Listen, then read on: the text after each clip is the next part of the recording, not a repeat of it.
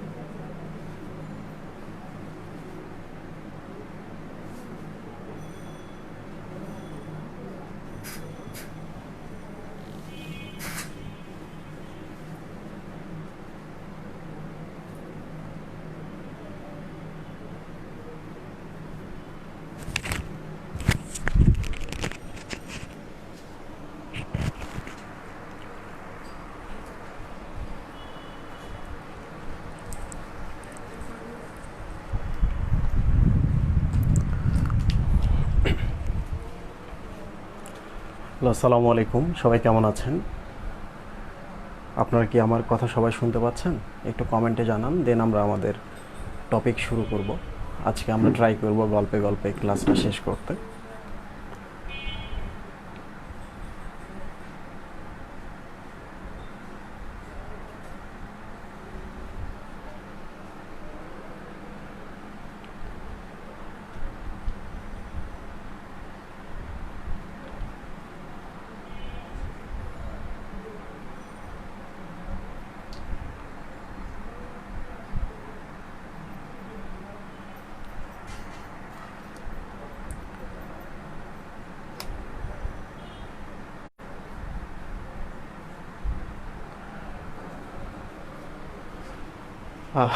দেখো, আজকে ছবি কিছু আর্ট করা আছে। এইটা আছে। তো তোমরা তো জানোই বায়োলজিতে ছবির একটা গুরুত্ব আছে। তো আজকে বলে রাখি তোমাদের, তোমরা যখন বায়োলজিতে কোনো কিছু আনসার করবা, ছবি দেওয়ার চেষ্টা করবা। ছবিটা শুধু তুমি বুঝতে পারতেছো, টিচার বুঝতে পারছে না, এমনও যদি হয় তারপর ছবি অ্যাড করবা। যেমনি পারো ছবি অ্যাড করবা, ঠিক আছে? এরপর লেভেলিং করবা। আর যারা ভালো ছবি অ্যাড করতে পারো তারা তো অনেক ভালো মার্ক পাও। এই হচ্ছে ঘটনা। তো এগুলোর সাথে দেখো মানুষের ব্রেনের মিল আছে। ব্রেনের সাথে মানুষের হৃৎপিণ্ডটা দেখতেও কিন্তু একটু ব্রেনের মতোই। তো আজকে আমরা এই তিনটা টপিকের মধ্যে থাকবো, এইটা, এইটা আর হৃৎপিণ্ড। তো আমরা প্রথম গল্প শুরু করব আজকে, বিষ পানের ইতিবৃত্ত।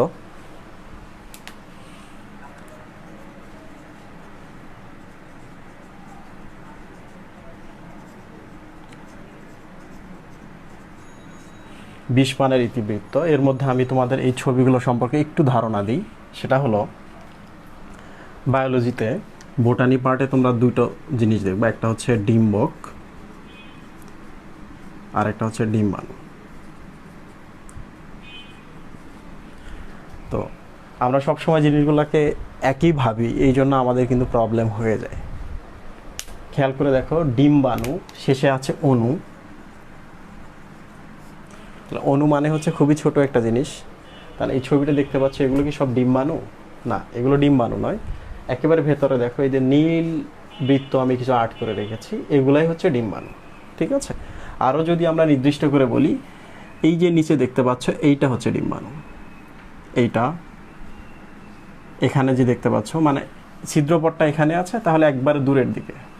কারণ একটা শুক্রাণু যদি ডিম্বাণুর কাছে যেতে চায়, একটা ছেলে যদি একটা মেয়ের কাছে যেতে চায়, তাহলে কিছু পথ তো হাঁটতেই হয়।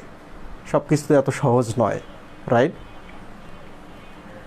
এই পাশে যদি শুক্রাণু প্রবেশ করে, তাহলে ডিম্বাণুকে পেতে গেলে এই যে এখানে লাগবে, এটা হচ্ছে ডিম্বাণু।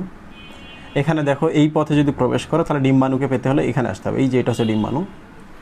এই পথে যদি প্রবেশ করে, তাহলে এই এখানে যেতে হবে, তাহলে এটা হচ্ছে ডিম্বাণু। তাহলে তোমরা ডিম্বাণুটা দেখলা। ডিম্বাণু মানে হচ্ছে অণু, অণু মানে হচ্ছে খুব ছোট। What is ডিম্বক? ডিম্বক মানে হচ্ছে যার ভেতরে ডিম্বাণু থাকে। তাহলে ডিম্বক, ডিম একই জিনিস। তোমরা যে ডিমটা খাও বাজার থেকে কিনে এনে, ওটার ভেতরে কিন্তু ডিম্বাণু থাকে। বোঝা গেল? ওইটার ভেতরে থাকে। তাহলে ডিম আর ডিম্বক একই জিনিস। তাহলে এগুলো হচ্ছে ডিম। কার ডিম? মানুষের নয়, প্রাণীর নয়, এগুলো হচ্ছে উদ্ভিদের ডিম। তাহলে আমরা এখন পড়ছি উদ্ভিদ বিজ্ঞান। গল্পের নাম হচ্ছে বিষ পানের ইতিবৃত্ত। তাহলে তোমাকে আমি 1 গ্লাস বিষ দিলাম, তুমি এটাকে পান করবা। 1 গ্লাস বিষ দিলাম, এটাকে তুমি পান করবা।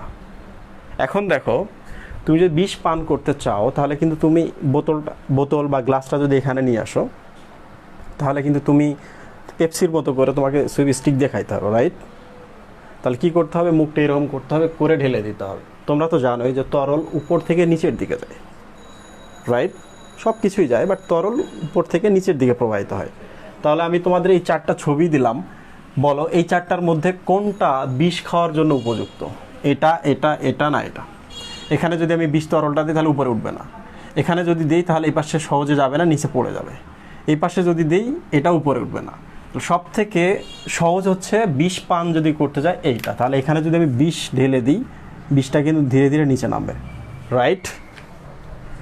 এখন খেয়াল করো, তাহলে বিষ পানের জন্য এটা হচ্ছে সব থেকে ভালো। বিষ,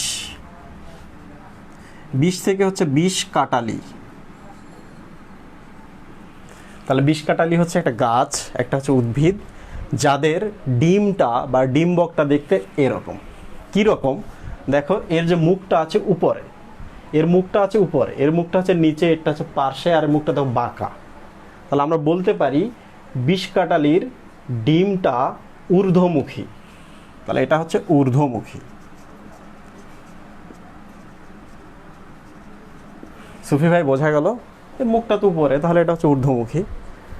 তাহলে এই হচ্ছে বিষ পান করবে, তার মানে বিষকাটালির ক্ষেত্রে এইরকম ডিম্বকটা বা ডিমটা হচ্ছে ঊর্ধ্বমুখী, মানে ডিম্বকের মুখটা উপরে থাকে। ঠিক আছে? তাহলে আমরা বিষকাটালির ক্ষেত্রে পেলাম ডিমটা দেখতে কেমন বা ডিম্বকটা দেখতে কেমন। পরীক্ষায় কিন্তু এটা আসে। আমরা এখন পড়ছি উদ্ভিদের প্রজনন। উদ্ভিদের প্রজনন একেবারে শেষের দিকের চ্যাপ্টার, প্রায় 10-11 নাম্বার চ্যাপ্টার বোটানির, বাট এটা পরীক্ষায় আসে, এই জন্য আমি এটা পড়াচ্ছি। এখান থেকে আমি কি শিখবো? এখান থেকে শিখবো কিভাবে চিত্রগুলো দ্বারা কিভাবে একটু ট্রিকি ওয়েতে জিনিসটা মনে রাখা যায়। এখানে কোনো ছন্দ পড়তে হবে না। তোমরা তো বিভিন্ন ছন্দ পড়ো মুখস্থ রাখার জন্য, আমি কোনো ছন্দ দিই না। আমি চাই তোমরা মাথাটাকে ব্যবহার করো, চিন্তা ভাবনা করো, তাহলে এগুলো এমনিতেই মনে থাকবে। ঠিক আছে? বিষকাটালি, দেখো বিষকাটালি পানিতে থাকে, এই জন্য এটাকে বলা হয় পানি মরিচ। তাহলে কখনো যদি বলে ঊর্ধ্বমুখী ডিম্বক কাদের, তোমরা বলো বিষকাটালি। মুখটা উপরে, পান করতে, বিষ পান করতে সহজ, এটাকে বলে পানি মরিচ। হয় পানি মরিচ। বিষকাটালি থাকে পানিতে। বিষকাটালি বিষাক্ত, বা গায়ে যদি লাগে প্রচণ্ড মরিচের মতো ঝাল ঝাল লাগে, খারাপ লাগে, এই জন্য এটার নাম হচ্ছে পানি মরিচ। তাহলে পানি মরিচ যদি আসে তাহলে গোলমরিচ আসবে না? তাহলে দেখো গোলমরিচ।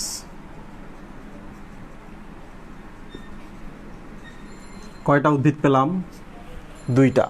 আমি যদি কখনো প্রশ্ন করি গোলমরিচের ডিম্বক দেখতে কেমন, তোমরা বলো মুখটা উপরে থাকে, ঊর্ধ্বমুখী। রাইট? তাহলে এই যে এখানে আমরা শুধু পানি নিয়ে আলোচনা করতেছি, বিষ পান নিয়ে আলোচনা করছি, পানি পান ব্যাপারটা কাছাকাছি। তাহলে 3 নম্বর হচ্ছে পান। তাহলে অনেকে আছে দেখবা এরকম করে, মুখটা উপরে তুলে পান খায়। রাইট? তাহলে পান গাছের ক্ষেত্রে ডিমটা দেখতে কেমন, মুখটা উপরে। তাহলে কিছুক্ষণ পরে কিন্তু আমি প্রশ্ন করব, তোমাদের আনসার করতে হবে। দেখো তুমি কিন্তু একটাও মুখস্থ করলা না, বাট তুমি কিন্তু শিখে ফেললা কীভাবে মনে রাখতে হয়। শেষ। এবার চলে আসি আমরা এটা, এর মুখটা দেখো নিচে, তাহলে আমরা বলতে পারি যে এই ডিমটা নিম্নমুখী।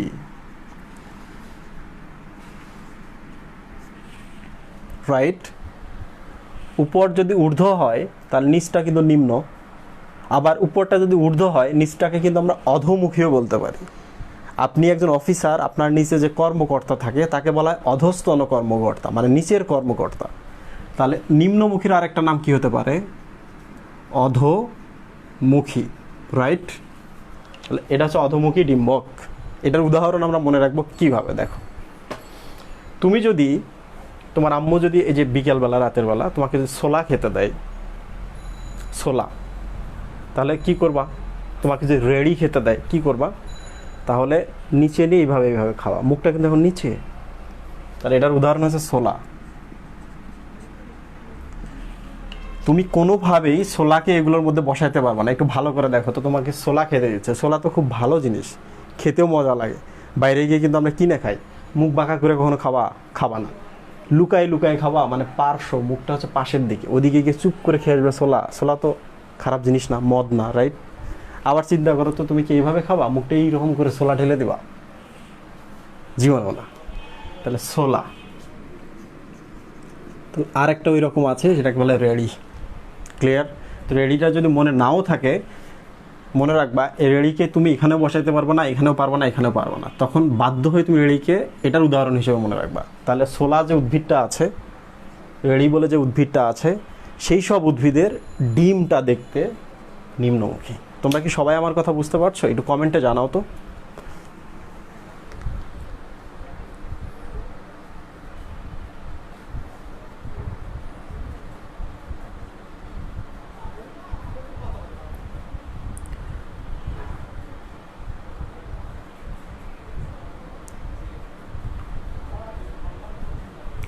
সাবাস, তোমরা বুঝতে পারছো। তাহলে আমি এখন পরের দুটো শেষ করি, এরপর আমি কিন্তু প্রশ্ন করব তোমাদের।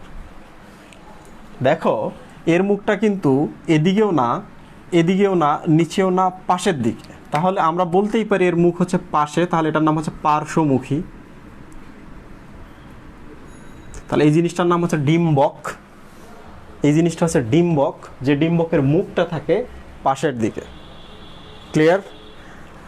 এখন চিন্তা করো, তুমি একজন মানুষ, চিন্তা করো তুমি ডাক্তার হবা, ইঞ্জিনিয়ার হবা, তুমি কখনো চিন্তা করো না যে আমি সয়েল সায়েন্স নিয়ে পড়বো, রাইট? আমি কখনো একটু আইন নিয়ে পড়াশোনা করি, একটু অন্য ট্র্যাকে যাই। তাহলে সবাই চিন্তা করে যে আমরা সোজা পথে এখানে আসবো। কিন্তু যারা বিপ্লবী, যারা বিপ্লবী, বোঝা গেল, তারা কিন্তু এদিকে চলে যায়, তাই না? সোজা পথে যাচ্ছে না, কোথায় যাচ্ছে? পাশের দিকে চলে যাচ্ছে, পাশের রাস্তা দিয়ে চলতেছে, পার্শ্বমুখী। তো বিপ্লবীদের যদি নাম কখনো তোমরা জানতে চাও, তাহলে তোমরা তো অনেকের নাম জানো। এর মধ্যে হচ্ছে সুরিয়াকে বলা হয় সূর্য সেন, ক্ষুদিরাম আছে, রাইট? তাহলে বিপ্লবী কারা? ক্ষুদিরাম, তাহলে হচ্ছে ক্ষুদিপানা। পার্শ্বমুখী কারা? ক্ষুদিপানা। 1 2 নাম্বার হচ্ছে, তোমাকে আমি ধরা যাক আফিম খেতে দিলাম। আফিম মানে একটা মাদক, রাইট? তো মাদকটা কিন্তু তুমি সবার সামনে খেতে পারবা না, মুখটা এরকম করে কিংবা এরকম করে খাইতে পারবা না। তোমাকে কি করতে হবে? একটু পাশে গিয়ে লুকিয়ে খেতে হবে, রাইট? তাহলে যেহেতু তুমি আফিম খাওয়ার সময়, মদ খাওয়ার সময় পাশে যাচ্ছে লুকিয়ে, তাহলে আফিমের যে ডিম্বকটা আছে, ডিমটা আছে, তাহলে সেটার মুখ কেমন হবে? পার্শ্বমুখী, রাইট? আফিম, বলে রাখি, আফিম আসে পপি গাছ থেকে। পপি গাছ থেকে। পাহাড়ি এবং প্রস্তর আছে যেসব এলাকাতে, পাহাড় আছে এবং পাথর বেশি আছে, এই সব জায়গায় পপি গাছ ভালো হয়। যেমন পাকিস্তান, আফগানিস্তান, ইরান, ইরাক, এদিকে প্রচুর পরিমাণে পপি গাছ বা আফিম তৈরি হয়। বোঝা গেল? এখন যদি আমি তোমাকে জিজ্ঞেস করি আফিম বা পপি গাছের ডিমটা আছে, মুখটা কেমন, তুমি কিন্তু কোনোভাবেই এগুলোতে মিশাই বলতে পারবো না, তোমাকে এখানেই যেতে হবে। যেটা ডিমটা আফিম যদি আমি খেতে চাই, তাহলে আমি একটু পাশে লুকিয়ে খাবো। তার মানে এই ডিম্বকের মুখটা হয় পার্শ্বমুখী। সুফি ভাই বোঝা গেল? মহিব বোঝা গেল? ক্লিয়ার? আশা করি এই পর্যন্ত সবাই বুঝেছো। লাস্ট যেটা আছে আমি এটা দেখিয়েই শেষ করব, এরপর প্রশ্ন করব তোমাদের। দেখো, এর মুখটা কিন্তু উপরে না, মানে ঊর্ধ্বমুখী নয়, নিচে নয়, নিম্নমুখী নয়, পাশেও নয়, পার্শ্বমুখীও নয়। এর মুখটা দেখো পাশে এসে একটু বাঁকা হয়ে গেছে। তাহলে এর মুখটাকে আমরা বলতে পারি না বাঁকা মুখ? বাঁকা মুখ। তাহলে উদ্ভিদের যে ফুলটা আছে, ফুলে থাকে ডিম্বক বা ডিম, তার ভেতরে থাকে ডিম্বাণু। সেই ডিমটা বা ডিম্বকটার মুখটা হচ্ছে পার্শ্বমুখী। তাহলে এই ডিম্বকটা হচ্ছে পার্শ্বমুখী। এরপরে চলে যাব আমরা একটা মজার গল্পে। তাহলে এটা দিয়ে আমরা শেষ করি। পার্শ্বমুখীর উদাহরণ কি? কোন কোন উদ্ভিদের ডিম্বক পার্শ্বমুখী? দেখো, তোমাকে যদি আমি বলি যে তোমার ছোটবেলার স্মৃতিগুলো মনে করো, তাহলে বেশ কিছু স্মৃতি পাবা। সরি, এটা হচ্ছে বক্রমুখী, মুখটা যেহেতু বাঁকা। ছোটবেলায় তোমার আম্মুর সাথে তোমার স্মৃতি মনে করো, মনে করার সময় দেখবা যে এমন কিছু ঘটনা ঘটাইছে তোমার আম্মু, যে জিনিসগুলো তোমার পছন্দ না। এর মধ্যে হচ্ছে গ্রাম অঞ্চল থেকে যারা আসছো, আমাদের কাশি হইলে এখন তো তোমরা মিউকোস্পেল খাও, অফ কফ খাও, সিরাপ খাও, তুস্কা খাও। যারা আরও একটু বেশি রোমান্টিক তারা খাও ফেন্সিডিল, রাইট? তো ছোটোবেলায় মায়েরা খাওয়াতো, পাশের হিন্দু বাসা আছে, হিন্দু বাসা থেকে তাদের যে তুলসী গাছ আছে, তাদের কাছে তুলসী পাতা নিয়ে এসে গুঁড়ো করে রস খাওয়াতো। তো এগুলো খেতে কষ্ট না, একটু তিতা না, একটু কেমন, তো খাওয়ার সময় আমরা একটু বাঁকা করি, রাইট? তাহলে ওই সব গাছ কি হবে? তাদের যে ডিমটা আছে, ডিম্বকটা আছে, তাদের মুখ হয় বক্র, রাইট? যেমন ছোটোবেলায় তুমি যখন ছোটো ছিলা, তোমার আম্মু তোমার কী করছে, তখন তো হচ্ছে আমাদের সময় তো তখন তো হচ্ছে ইয়া ছিল না, মানে ভ্যাসলিন, জেলি এগুলো ছিল না যে বাচ্চাকে একটু মাখাবো। আমাদের গ্রাম থেকে চলে আসছে, আমাদের কী করতো, সরিষার তেল নিয়ে আসতো, একবার পিওর সরিষার তেল। পিওর সরিষার তেল কিন্তু চোখে দিলে, মুখে দিলে জলে, নাক দিয়ে পানি চলে আসে, চোখে দিলে প্রচণ্ড জ্বালা পোড়া করে, তাহলে মুখটা তখন বাঁকা হয়ে যাবে না? তাহলে সরিষা, ছোটোবেলায় আমাদের গায়ে সরিষা দিয়ে চোরের মতো বানায় মায়েরা রোদে শুকাইতো। তাহলে সরিষা গাছের যে ডিম্বকটা আছে এটা মুখটা আছে বাঁকা, ঠিক আছে? ঔষধি গাছগুলোর কথা চিন্তা করো, এখন তো আমরা সিরাপ খাই মিষ্টি, কিন্তু একটা সময় কী করতো, গাছপালা থেকে রস নিয়ে আসতো। তাহলে ঔষধি যে গাছগুলো আছে এদের যে রসগুলো আছে এগুলো খাইলেও তিতা লাগে, রাইট? কালকা সন্ধ্যা,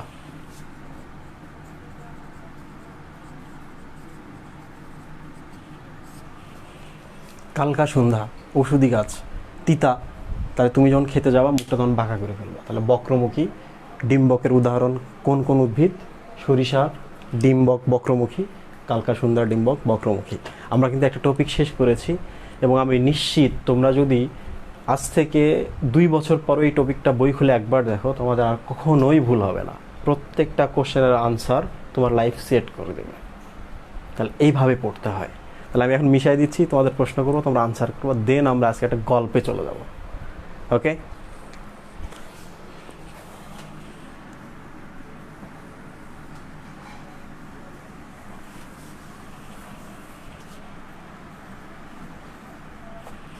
তোমাদের আমি কয়েকটা নাম দিচ্ছি, তোমরা নামগুলো লিখবা, পাশে হচ্ছে 1 2 3 4 লিখবা, মানে কোনটা ডিম্বক তাদের উদাহরণ। ধরা যাক পান,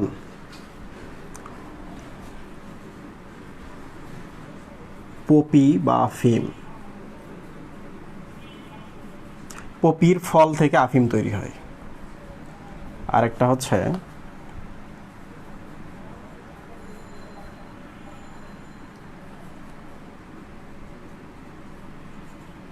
সরিষা। তোমরা কি করবা, কমেন্টের মধ্যে পান লিখবা, লিখে 1 2 3 না 4 কোনটা আসলে লিখবা পাশে, ঠিক আছে? তো তোমরা এখন দ্রুত কমেন্ট লেখো, এরপর আমি নতুন টপিকে চলে যাব।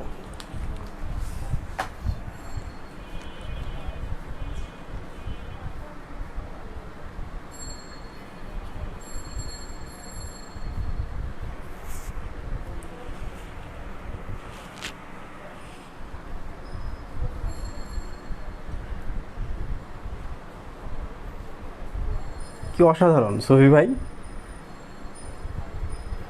আপনিও পারবেন না? মুহিব তুমি পারবা না? এই যে তুমি ভুল করছো। ওরা কিন্তু সবাই সঠিক আনসার লিখতেছে। সুফি ভাই একটু জোরে বলেন, ওরা একটু দেখুক যে সুফি ভাই পারে এগুলা। তোমাদের বলে রাখি, আমাদের সুফি ভাই হচ্ছে বিজনেস স্টাডিজে অনেক মানে হায়ার স্টাডি করেছে, করার পর উনি ওনার একটা বিশাল জব করতেন, জবটা ছেড়ে দিয়ে এসে আমাদের বায়োলজি একাডেমির দায়িত্ব গ্রহণ করেছেন, পুরা ম্যানেজিং ডিরেক্টর উনি। তো আমি ওনাকে সামনে বসিয়ে পড়াই। এর একটা কারণ হচ্ছে সুফি ভাই যেহেতু বায়োলজি জানে না, আমি যেহেতু জানি, আমি যখন ওনাকে পড়াই আমি ফিল করি উনি বুঝতে পারছে কিনা। উনি যখন বুঝতে পারে তখন আমি নিশ্চিত যে তোমরা তার অনেক আগে বুঝে গেছো। তো সুফি ভাই হচ্ছে আমাদের স্ট্যান্ডার্ড, একটা হচ্ছে বেস লেভেল। সুফি ভাই মাইন্ড করলেন? আমরা তো পাত্তা দিই না।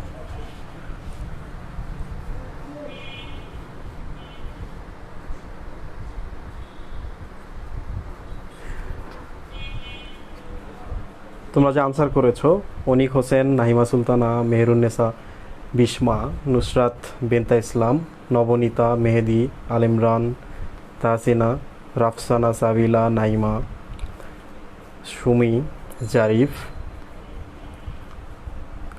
6379, ও হোলি ক্রসে পড়ে না? আচ্ছা, নাবিল, নাহরিন, ইয়ানা, শাহরিয়ার মাহমুদ, খাদিমুল মুরসালিন, শাফায়েত, মারিয়াম, তন্ময় বর্ধন, সবাই সঠিক আনসার করছো। রিয়া আমাদের স্টুডেন্ট, মারিয়া, খেয়ারা আমাদের স্টুডেন্ট সরি, ওরা আমার অফলাইনের স্টুডেন্ট ছিল, এই জন্য বলছি। সবাই সঠিক আনসার করছো, সবাইকে অনেক ধন্যবাদ। এবার চলে যাব আমরা ব্রেনে চলে যাব। তো এই গল্পটা আমি এই জন্যই বলেছি কারণ আমার যারা নতুন অনলাইনে স্টুডেন্ট আছো তারা এই গল্পটা এখনও জানো না, এই টপিক এখনও যায়নি, এই জন্য এটাতে শুরু করেছি। পরেগুলো তোমাদের কমন পড়বে, তোমরা চাইলে লিভ নিতে পারো, আর যদি জানতে চাও তাহলে আরও এক্সট্রা কিছু জানবা। পান, বিষ পান, দ্যাট মিনস উপর থেকে দিতে হবে। পপি মানে আফিম, তাহলে খেতে গেলে তোমাকে পাশে যেতে হবে, এই যে পার্শ্বমুখী। সরিষা, সরিষা যখন দেয় আমাদের চোখ মুখ বাঁকা হয়ে যায়, জ্বালা পোড়া করে, তাহলে এই যে বক্রমুখী যেটা, এইটা। 1 3 4 সবার আনসার সঠিক হয়েছে।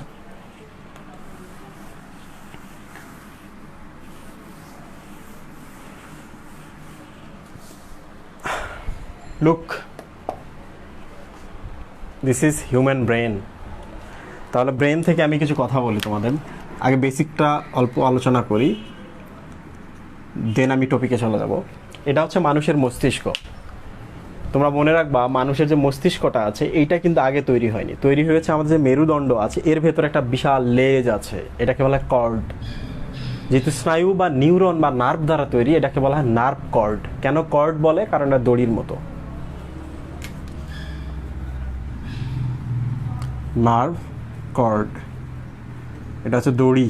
কর্ড মানে হচ্ছে দড়ি, নার্ভ মানে হচ্ছে স্নায়ু। তাহলে স্নায়ু নির্মিত দড়ি কোনটা? এই যে এখান থেকে যেটা দেখা যাচ্ছে এটা, এইটাই পরবর্তীতে সামনের দিকটা একটু ফুলে ফেপে ব্রেন তৈরি করে। তাহলে ব্রেনটা সবার শেষে আসছে, ঠিক আছে? তো এখন আমরা ব্রেন সম্পর্কে একটু পড়বো। এখানে আমরা একটা অংশের কাজ দেখব। এর আগে আমি থ্যালামাস দেখিয়েছি, হাইপোথ্যালামাসের গল্প আমি গ্রুপে পোস্ট দিয়ে দিব ভিডিওটা। আজকে আমরা পড়বো মেডুলা অবলঙ্গাটা। তো যারা এটা পড়ো নাই, একদম টেনশনের কিছু নাই, আজকে শিখে ফেলো। ব্রেনকে আমরা 3 ভাগে ভাগ করি।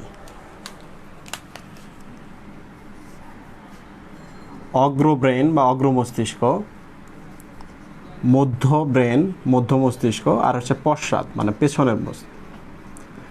এখন যদি আমি তোমাদের বলি এই ব্রেনটা দেখো তো, এই ব্রেনের কোনটা অগ্র, কোনটা মধ্য, কোনটা পশ্চাৎ? এই ছবিটা আসলে হচ্ছে, আমি যদি এইভাবে দাঁড়াই তাহলে এটা হচ্ছে আমার ছবি। তাহলে যে লেজটা দেখা যাচ্ছে এখানে পেছনে, তাহলে এটা পেছন দিয়ে বেরিয়ে চলে গেছে, ঠিক আছে?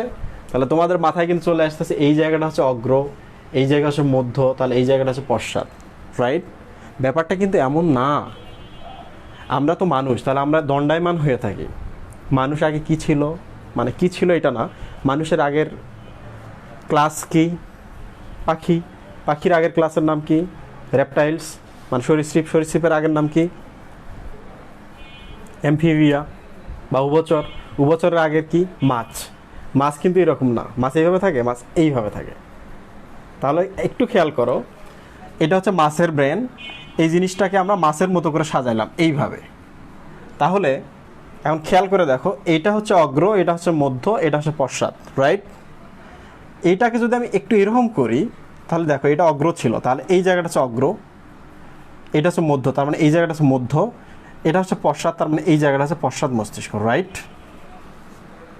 তাহলে আসলে উপর নিচ থেকে সাজানো হয়েছে, কিন্তু বইয়ের মধ্যে দেওয়া আছে অগ্র মধ্য পশ্চাৎ। ওটা ঠিক আছে, বাট আমাদের বুঝতে একটু সমস্যা হয়।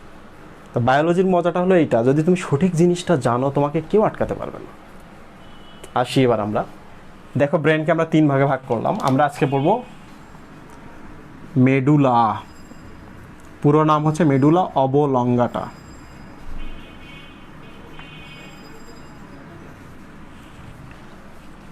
ঠিক আছে? তো এখানে একটু বলে রাখি, মেডুলা মানে হচ্ছে মজ্জা। মজ্জা মানে হচ্ছে ভেতরে যে অংশটুকু থাকে। তাহলে এটা যদি একটা পাইপ হয়, তাহলে পাইপের এই যে ভেতরে যা থাকবে সেটাই হচ্ছে মজ্জা, রাইট? খেয়াল করে দেখো, আমরা যদি এখানে একটা পাইপ দিই মেরুদণ্ড, তাহলে এই জায়গাটা থাকে পাইপের ভেতরে, মেরুদণ্ডের ভেতরে। তাহলে মজ্জা বা মেডুলা কোন জায়গাটা? এই জায়গাটা, নট এগুলা। কারণ ওগুলো তো পাইপের মধ্যে থাকে না, ওগুলো করটির মধ্যে থাকে, ঠিক না? তাহলে আমরা কিন্তু মেডুলা শব্দটার অর্থ জানলাম। অবলঙ্গাটা কি, সময় হলে এগুলো সব বলে দিব আমি। মেডুলা অবলঙ্গাটা, লুক, তোমাকে যদি আমি বলি মেডুলা অবলঙ্গাটা সম্পর্কে তুমি যত তথ্য জানো সব বলো। তুমি বই পড়ছো, মনে আছে, পরের দিন মনে নাই, তারপর দিন আরও মনে নাই, আবার পড়ছো, আবার ভুলে যাচ্ছ। বাট আমরা যদি একটু ট্রিক জানি মনে রাখার, তাহলে এটা আমাদের জন্য অত কষ্টকর নয়। আমি তোমাদের প্রশ্ন করব, তোমরা সাথে সাথে কমেন্ট করবা, আনসারগুলো আমরা ওখানেই পেয়ে যাব, ঠিক আছে? একটা আনসারও আমাকে দেওয়া লাগবে না, তোমরা নিজেরাই আনসার করবো, অথচ তোমরা কিছুই জানো না মেডুলা অবলঙ্গাটা সম্পর্কে, রাইট? বিশেষ করে ফার্স্ট ইয়ার বা নিউ সেকেন্ড ইয়ার যারা, তারা। দেখো, অগ্র মস্তিষ্কের 3 ভাগ, মধ্য মস্তিষ্কের 3 ভাগ, পশ্চাতের হচ্ছে 3 ভাগ। তাহলে মস্তিষ্কের দেখো প্রথমে 3 ভাগ, আবার 3 করে। মস্তিষ্কের যে লেয়ার আছে উপরে এগুলোও 3 ভাগ করে। তাহলে মস্তিষ্কের একটা প্রিয় নাম্বার হচ্ছে 3, আমাদের ব্রেনের একটা প্রিয় নাম্বার হচ্ছে 3। তাহলে মেডুলা যখন আমরা পড়বো, যত আমরা প্রশ্ন করবো সবগুলোর উত্তর হচ্ছে 3। ঠিক আছে, সবাই আমার কথা বুঝতে পারছে? একটু কমেন্টে বলো তো, বোঝা যাচ্ছে?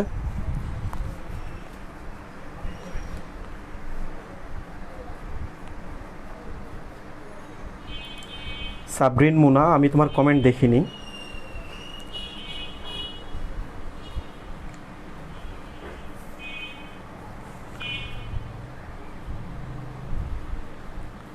সাবাস, তোমরা আছো আমার সাথে, বোঝা যাচ্ছে। লুক, আমি আজকে তোমাদের পড়াবো, আমি কিচ্ছু আনসার করবো না, তোমরা আনসার করবা। তোমাদের কাছ থেকে আনসার নিয়ে আজকে আমি পুরো তথ্যটা ফিল আপ করবো। ঠিক আছে? সুফি ভাই আর মুহিব, আপনারা আছেন, আপনারা আনসার করবেন মনে মনে, আপনাদের মুখ দেখে আমি আনসার নিয়ে নিব। ঠিক আছে? এখন প্রশ্ন হচ্ছে, প্রথম প্রশ্ন, ব্রেনের কয়টা অংশ? আনসার কি? 3। দেখেন 3টা। এরপর যদি জিজ্ঞেস করি অগ্র ব্রেনের কয়টা অংশ? 3। মধ্য ব্রেনের কয়টা? পশ্চাৎ ব্রেনের কয়টা? 3। এবার যদি জিজ্ঞেস করি মেডুলা অবলঙ্গাটা কয় নম্বর ব্রেনে আছে? 3 নাম্বার। তাহলে দেখেন, এটা যদি 1 হয়, এটা 2, এটা 3, তাহলে মেডুলা অবলঙ্গাটা আমরা এই 3 নম্বর ব্রেনে পাবো, রাইট? এবার যদি জিজ্ঞেস করি পশ্চাৎ ব্রেনের কয় নম্বরে পাবো তাকে? আনসার কি? 3। তাহলে এখানেও পাবো না, এখানে পাবো না, এখানে পাবো মেডুলা।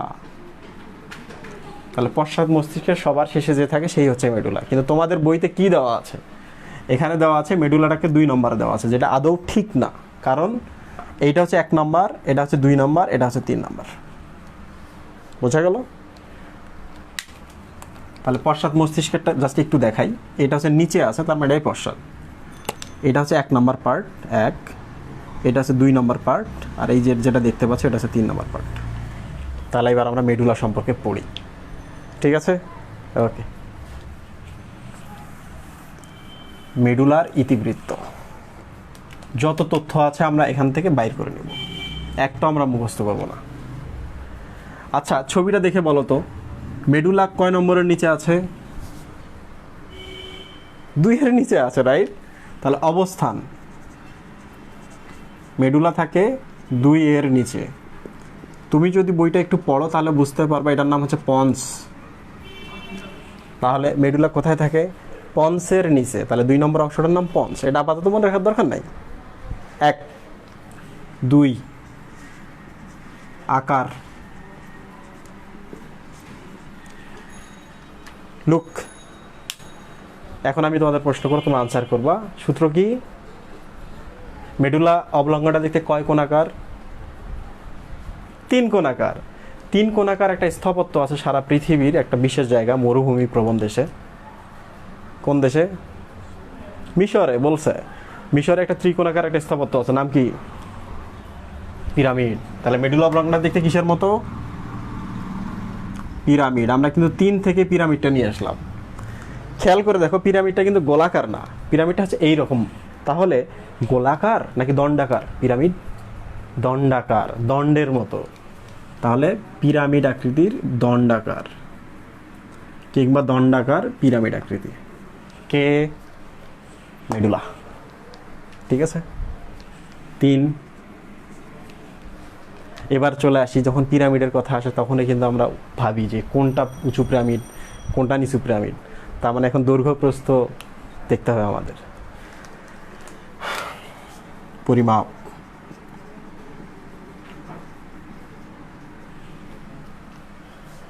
কয়টা অংশ পড়বো আমরা পরিমাপে? 3টা অংশ। দৈর্ঘ্য দেখব 2, এই যে এই পাশে দেখবো, তার মানে এটা চওড়া বা প্রস্থ। আরেকটা দেখবো কি এই পাশে কতটুকু, মানে এটা হচ্ছে পুরুত্ব। 3টা পেলাম না? এবার যদি আমি জিজ্ঞেস করি দৈর্ঘ্য কত সেন্টিমিটার, সূত্র কি? 3 সেন্টিমিটার। দৈর্ঘ্য হচ্ছে 3 সেন্টিমিটার, তার দৈর্ঘ্যই বেশি, তাহলে প্রস্থ কম, পুরুত্ব আরো কম। তাহলে 3 এর নিচে কি? 2 পুরুত্ব তাহলে কত হবে 1। খেয়াল করছো? দেখো দৈর্ঘ্য 3 সেন্টিমিটার, চওড়া 2 সেন্টিমিটার, পুরুত্ব হচ্ছে 1 সেন্টিমিটার। এটি আসলে 1 না, এটি আসলে হচ্ছে 2, 1.2 সেন্টিমিটার। দেখো আমরা এটাও জেনে গেলাম। আচ্ছা এবার একটা বেসিক থেকে প্রশ্ন করি। এটা কি 2 নম্বর একটা অংশ, নাম হচ্ছে পন্স, আমরা কিছুক্ষণ আগে বলেছি। তাহলে নিচে কি থাকবে সুবি ভাই? পুরো লেজটা তো এদিকে থাকবে, তাই না? তো এটার হচ্ছে একটা পাইপের ভেতরে থাকে। তো পাইপের ভেতরে এটা থাকে বলে এটার নাম হচ্ছে সুষুম্না কাণ্ড। সুষুম্না কাণ্ড, কাণ্ড মানে হচ্ছে এটা যদি গাছ হয়, খেয়াল করে দেখো এটা হচ্ছে কাণ্ড, রাইট? সুষুম্না শব্দের অর্থ কি? এটা হচ্ছে হিন্দু ধর্মগ্রন্থ থেকে এসেছে, এটা আমি আরেকদিন বলবো সময় পেলে। এটার নাম হচ্ছে সুষুম্না কাণ্ড। এখন বলো তো, সুষুম্না কাণ্ড মানে নিচের অংশ 2, এদেরকে কে যুক্ত করছে? এই কালো অংশটা। তাহলে আমি একটু মেডুলা অবলঙ্গটা দেখাই তোমাদের, পিরামিড খুঁজে বের করবো আমরা। দেখো এই যে পিরামিডের চূড়া, নিচে আসলাম, এটা এই দেখো পিরামিড পাইছি, এইটাই হচ্ছে সেই পিরামিড।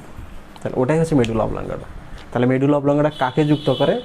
2কে এই যে এইটার সাথে, সুষুম্না কাণ্ডের সাথে যুক্ত করে।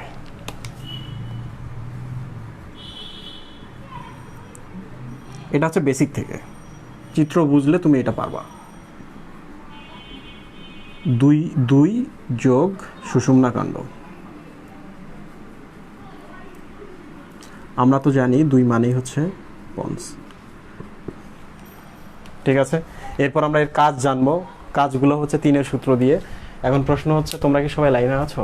সবাই কি ভিডিও দেখছো? কমেন্টে জানাও যে বুঝতে পারলে বলো, না বুঝতে পারলে এটা বলো।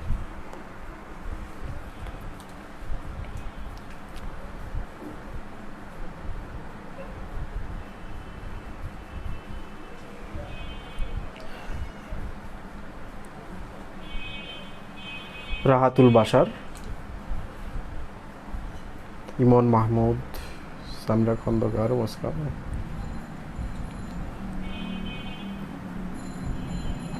সবার সুবিধা ওরা সবাই বুঝতে পারছে। তাহলে আমরা নেক্সট অংশে প্রসিড করি। দেখো কাজ কিভাবে মনে রাখতে হয়। কাজের ক্ষেত্রে আমরা মাথা খাটাবো, এটা খুব গুরুত্বপূর্ণ। কারণ আমরা তো বলেছি বিএ শার্লক, দ্যাট মিনস হচ্ছে চিন্তা করতে হবে মাথা। বায়োলজি চিন্তা করার বিষয়, বায়োলজি মুখস্থ করার বিষয় নয়। ট্রিক কি ছিল? 3। তাহলে এখন আমরা কাজে চলে যাই। কাজ, তাহলে মেডুলা অবলঙ্গটা, আমাদের শরীরে তো বিভিন্ন তন্ত্র আছে, এই যে শ্বসনতন্ত্র, এই যে পরিপাকতন্ত্র, আমাদের এখানে হৃৎপিণ্ড আছে, রক্তনালী আছে, তাহলে এটা হচ্ছে রক্ত সংবহনতন্ত্র, কিডনি আছে মানে হচ্ছে রেচনতন্ত্র, তারপর হচ্ছে যৌনাঙ্গ আছে তার মানে জননতন্ত্র, অনেক তন্ত্র আছে। তাহলে এখন বলো তো মেডুলা অবলঙ্গটা কয়টা তন্ত্র নিয়ন্ত্রণ করবে? 3টা। 1, 2, 3। ট্রিক আমি দিয়ে রাখছি। কোন 3টা? এইভাবে দেখো। 1, 2, নাক মানে কি? শ্বাস প্রশ্বাস, মানে হচ্ছে শ্বসনতন্ত্র। 2, মুখ, মুখ মানে কি? পরিপাক, তাহলে পরিপাকতন্ত্র।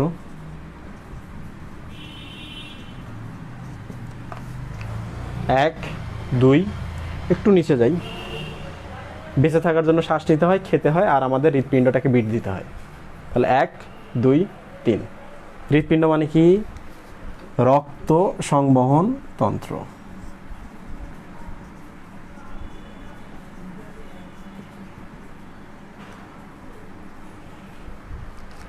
এবার প্রশ্ন করি, তোমরা তো বিধ্বস্ত করটি বলে একটা নাম শুনছো, মানে মাথায় গুলি করলা, খুলি ফুটা হয়ে গেল, ফেটে গেল, এটার নামই হচ্ছে বিধ্বস্ত করটি। তাহলে খুলির নাম কি? করটি।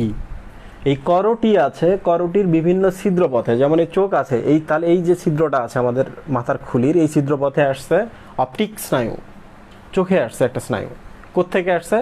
ভেতরে মাথা থেকে তৈরি হয়েছে, এইটা থেকে তৈরি হয়েছে। যেহেতু মাথা বা করটির ভেতর থেকে তৈরি হয় এবং ওগুলো বাইরে আসে, এই জন্য এই স্নায়ুগুলা বা এই কারেন্টের তারগুলাকে বলা হয় করটিক স্নায়ু। করটিক স্নায়ু।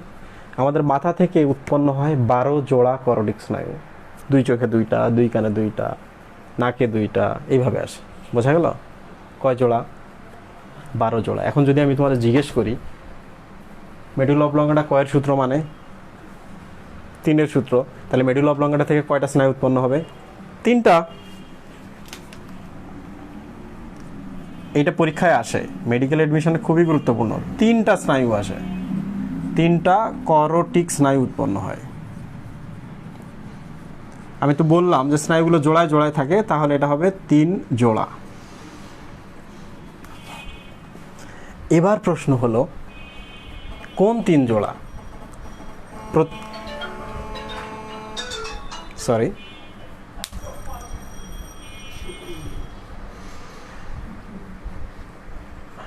মুহিব কেদান,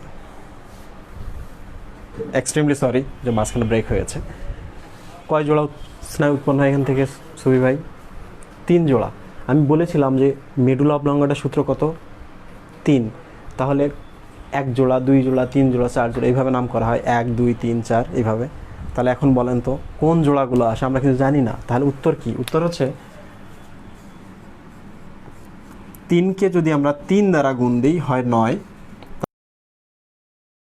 দেখো আমরা কিন্তু পেলাম নবম জোড়া, দশম জোড়া এবং একাদশ জোড়া স্নায়ু উৎপন্ন হয় আমাদের করোটির ভেতর মেডুলা অবলঙ্গাটা থেকে। তাহলে বাকিগুলো অন্য অন্য জায়গা থেকে উৎপন্ন হয়।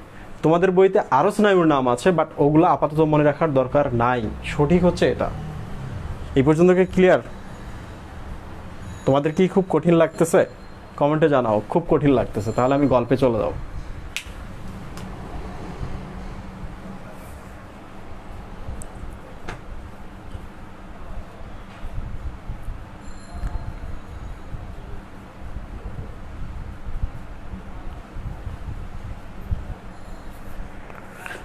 বায়োলজিতেই 3 সংখ্যাটা এত বেশি বার পাওয়া যায় যে মাঝে মাঝে এমন হয় যে তুমি পারছো না আনসার করতে, 3 দাগায় দিয়ে আসো, হয়ে গেছে।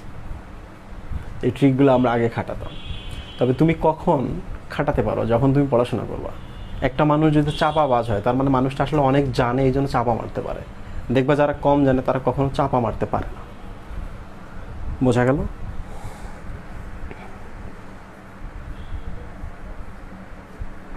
ওকে, ঠিক আছে। এবার চলে আসি আমরা, কিন্তু এই যে দেখো এই জায়গাটা কিন্তু আমি শেষ করি নাই, তাহলে পুরোটাই আমি শেষ করছি। তাহলে এগুলো তোমরা আনসার পারবা। কিছুক্ষণ পর আমি প্রশ্ন করব, এগুলো আমি মিশাই দিচ্ছি। কাজটা আমরা শেষ করে আমরা এখান থেকে চলে যাব। শ্বসনতন্ত্র নিয়ন্ত্রণ করে, পরিপাকতন্ত্র নিয়ন্ত্রণ করে, রক্ত সংবহনতন্ত্র নিয়ন্ত্রণ করে। যেমন রক্ত সংবহনতন্ত্রের কথা ভাবেন, হৃৎপিণ্ড আছে এদিকে। হৃৎপিণ্ড তাহলে কি হয়? বিট দেয়। তাহলে বিট যেহেতু রক্ত সংবহনতন্ত্র নিয়ন্ত্রণ করে, তাহলে বিটটা নিয়ন্ত্রণ করতে পারে। রক্ত সংবহনতন্ত্রে আছে রক্তচাপ, এগুলো নিয়ন্ত্রণ করার ব্যাপার আছে। পরিপাকতন্ত্রের কথা ভাবো, তুমি খাচ্ছ, গিলছো, মুখ থেকে লালাক্ষরণ হচ্ছে, এগুলো কি? শ্বসনতন্ত্রের কাজ। তাহলে কে কাজ করে এগুলা? Medulla অবলঙ্গাটা, medulla. তাহলে কাজগুলো আমি একটু সিকোয়েন্স অনুযায়ী তোমাদের বোঝাই দিই। শ্বসন, পরিপাক থেকে আমরা শুরু করি। দেখো পরিপাক করতে গেলে প্রথমে আমাদের খেতে হয়, তাহলে মুখে খাবার চলে আসলো। খাবার আসার পর তাহলে কি হবে? এখান থেকে লালাক্ষরণ হবে, রাইট? তাহলে পরিপাকতন্ত্রের লালাক্ষরণ। তাহলে কখনো যদি জিজ্ঞেস করি তুমি তেঁতুলের কথা ভাবছো, মুখে লালা আসছে, কোন স্নায়ু কাজ করছে? মেডুলা। মস্তিষ্কের কোন অংশ নিয়ন্ত্রণ করছে? Medulla, right? মুখে খাবার দিছো, লালা আসছে, লালাক্ষরণ। এরপর খাবারটা তুমি কি করবা? লালার সাথে মিশে গিলে ফেলবা। এটাকে আমরা বলি গলাধকরণ।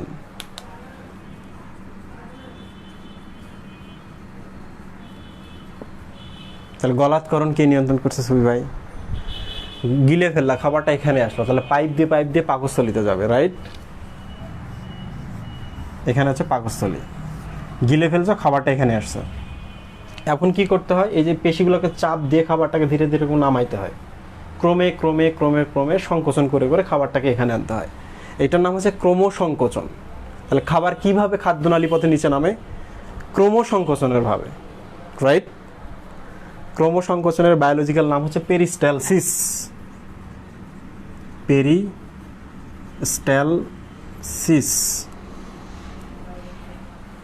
তাহলে বুঝতে পারছো, লালাক্ষরণ, গলাধকরণ, নামছে পেরিস্টালসিস। খাবারটা ভালো ছিল, খাবারটা যদি হজম হয়ে যায় শরীর থেকে মল ও মূত্র হিসাবে বের হয়ে যাবে। তাহলে মল ত্যাগ, মূত্র ত্যাগ।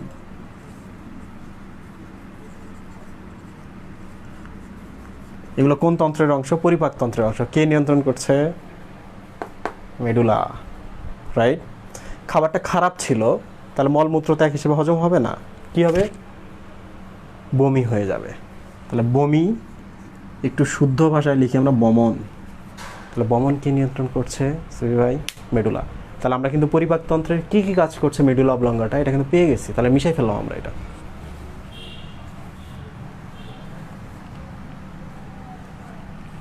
বাকিগুলো খুব সহজ।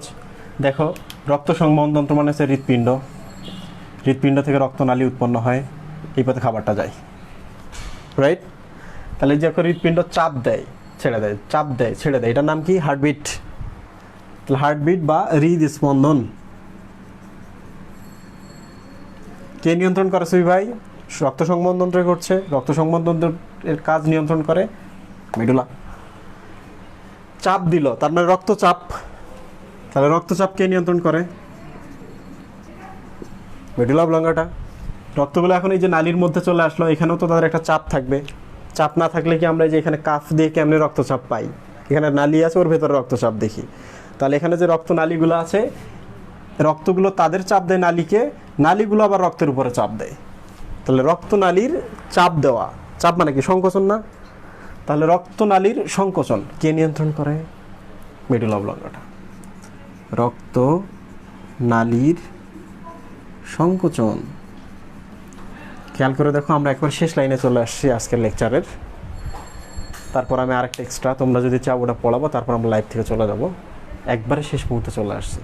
তাহলে হৃদস্পন্দন, চাপ দিয়ে যেহেতু বের করলো তাহলে রক্তচাপ, রক্তনালীতে গেল তাহলে রক্তনালীর সংকোচন, এটাও তো এক ধরনের চাপ। কে নিয়ন্ত্রণ করলো? মেডুলা অবলঙ্গাটা। Last line.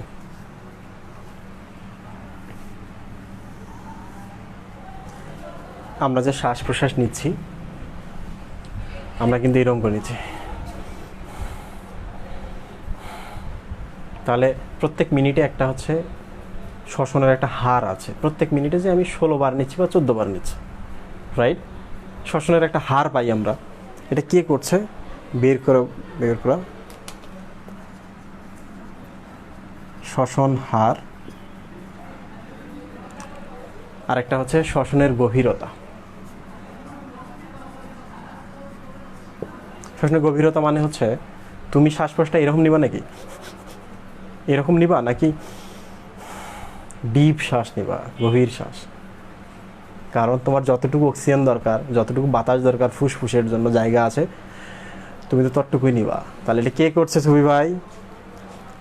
শ্বাসতন্ত্র বা শ্বসনতন্ত্র। শ্বসনতন্ত্র কে নিয়ন্ত্রণ করে? মেডুলা অবলঙ্গাটা। খেয়াল করে দেখো, এখানে দুটো জিনিস আমরা পেলাম। এই শ্বাসের গভীরতা, এটাই নিয়ন্ত্রণ করে মেডুলা অবলঙ্গাটা। শ্বসন হার, এই কথাটা শুধু মনে রাখবা, এটা আসলে এ নিয়ন্ত্রণ করে। যেহেতু আমি প্রথমে এটা লিখছি, তাহলে 2 এটা নিয়ন্ত্রণ করবে। পরে যেহেতু এটা লিখছি, তাহলে 3 নাম্বার অংশ এটা নিয়ন্ত্রণ করবে। তাহলে এটা আসলে মেডুলা অবলঙ্গাটার কাজ নয়, এটা শুধু মনে রাখতে হবে। পঞ্চ পড়ালেই বোঝা যাবে। ক্লিয়ার? আমরা কিন্তু মেডুলা অবলঙ্গাটা শেষ করছি। আমি এখন প্রশ্ন করবো, তোমরা আনসার করবো।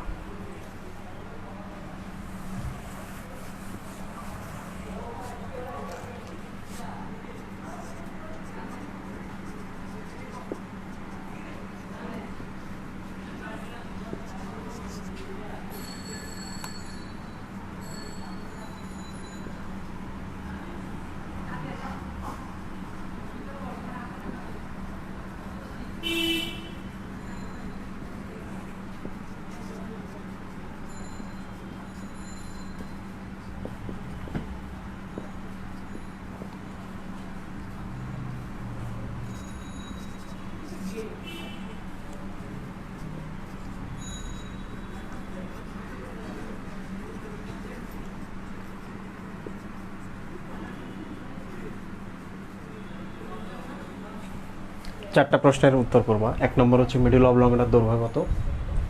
আকার মানে দেখতে আসলে কিসের মতো? কয়টি তন্ত্র নিয়ন্ত্রণ করে? আর কয়টি স্নায়ু উৎপন্ন করে মেডুলা অবলঙ্গাটা? করোটিক স্নায়ু। মুই ভাষ্য কেন? সবগুলো আনসার জানো? সহজ লাগছে? আগে পারতা?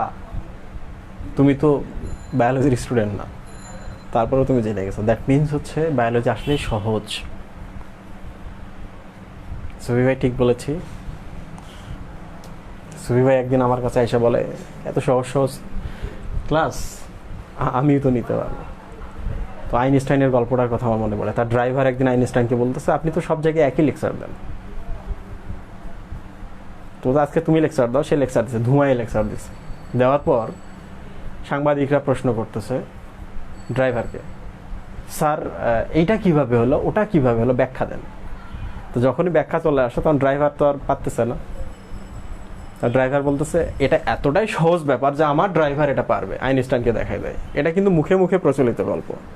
আইনস্টাইন আনসার করছে, এটা ভুয়া গল্প, কারণ আমরা তো জানি আইনস্টাইন দেখতে কেমন ছিল, তখনও জানতো, রাইট? তো যাই হোক, ব্যাখ্যাটা জরুরি। বলতে সবাই পারে, তো ব্যাখ্যা জানো, বায়োলজি ভালো লাগবে। ফিজিক্সের ব্যাখ্যা জানো, ভালো লাগে না? ম্যাথমেটিক্স জানো যে কেমনে কী হচ্ছে, ভালো লাগে না? বায়োলজি কী করছে দোষ?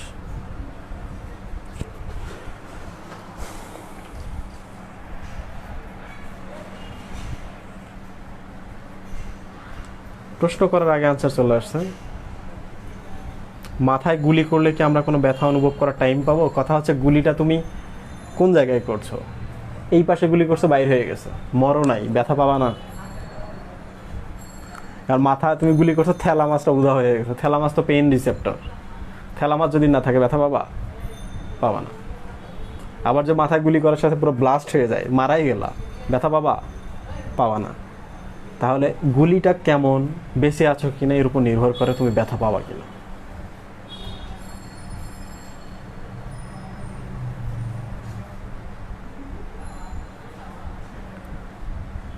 এতগুলো নাম আমি কিভাবে পড়বো ছবি ভাই? 400-500 নাম।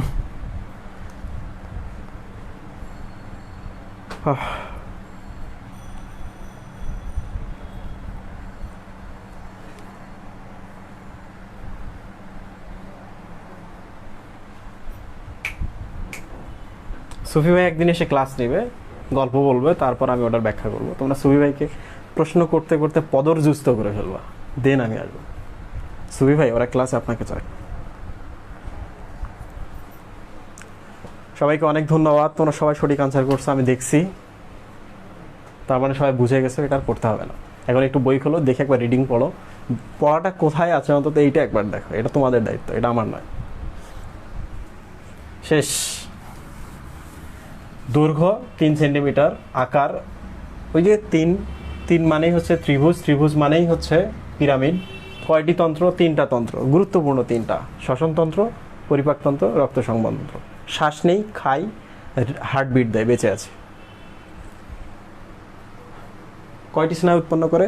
3টি। 3কে 3 দ্বারা গুণ দিলে হয় 9, তাহলে 9 নম্বর, 10 নম্বর, 11 নম্বর স্নায়ুগুলো উৎপন্ন করে মেডুলা অবলাঙ্গাটা। প্রিয় স্টুডেন্টস, আমাদের ক্লাস হয়ে গেছে 52 মিনিট 53 মিনিট।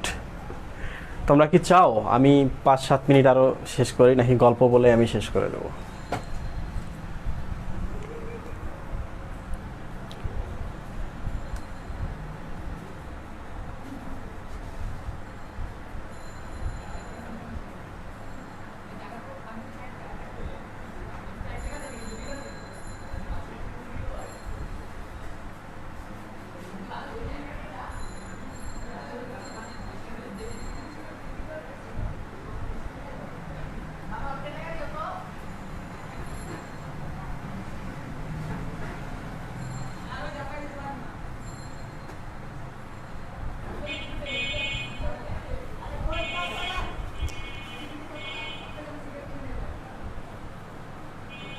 আচ্ছা, একজন প্রশ্ন করছে অবলঙ্গাটা মানে কি?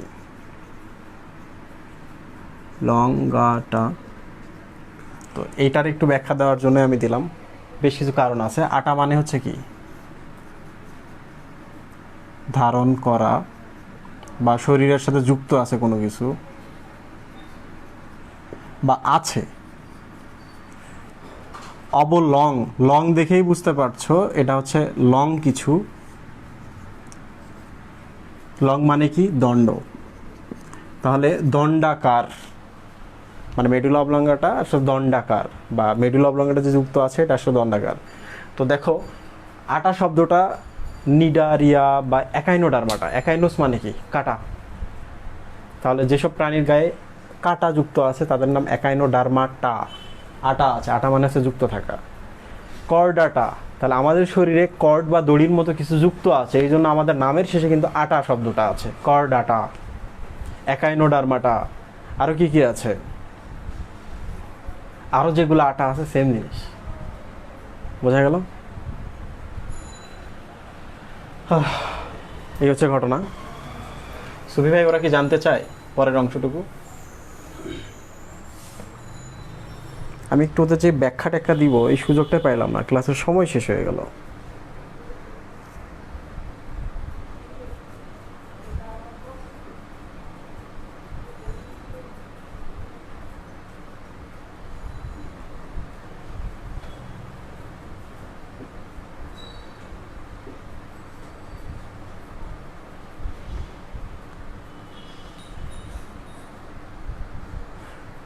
সেফালোকর্ডাটা একজন দিয়েছো,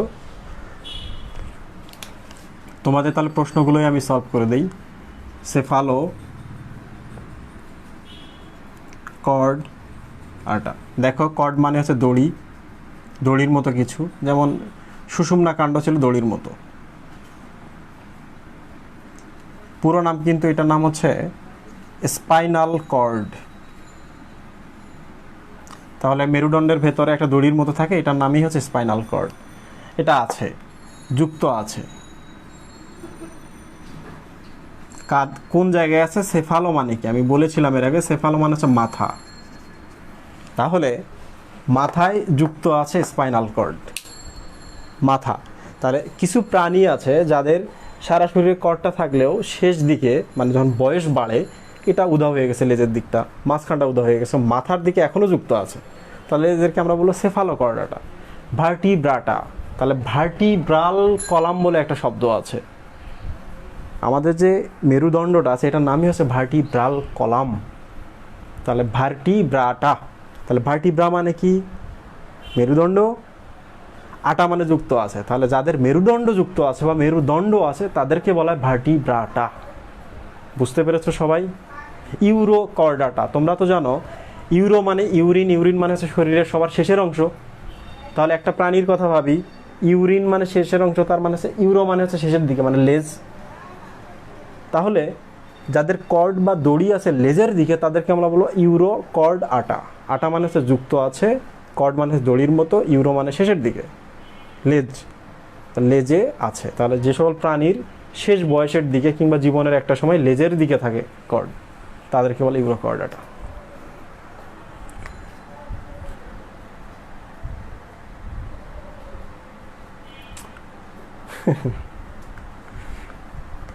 নটোকর্ড,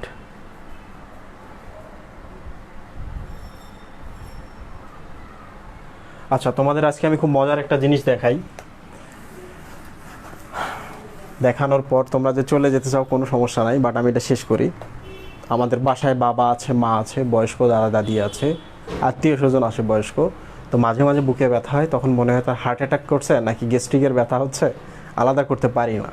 তো হার্ট অ্যাটাক হইলে যেটা হয় যে ব্যথা হচ্ছে অল্প অল্প, হুট করে মারা গেল, ব্যথা হচ্ছে অল্প অল্প হুট করে মারা গেল, তো তুমি কিন্তু বুঝে ওঠার আগেই মারা গেল।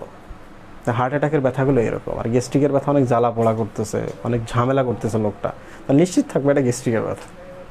বোঝা গেল? তাহলে যে লোকটা হার্ট অ্যাটাক করে মারা যায় মৃত্যুর আগ পর্যন্ত লোকটা স্বাভাবিক, হঠাৎ করে মারা গেল, তাহলে আজকে আমরা বলবো হার্ট অ্যাটাক।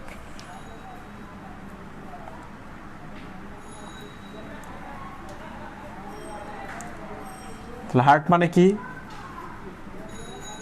হৃৎপিণ্ড। অ্যাটাক মানে কি? আক্রান্ত বা আক্রমণ। তার মানে হৃৎপিণ্ড যখন আক্রান্ত হবে তখন সেটাকে বলা হয় হার্ট অ্যাটাক। ক্লিয়ার? আমরা যারা ডাক্তার তারা কিন্তু হার্ট অ্যাটাক লিখি না, আমরা লিখি মায়ো কার্ডিয়াল ইনফার্কশন। শব্দগুলোর অর্থ কি আমি দেখাই, তোমাদের মজা লাগবে।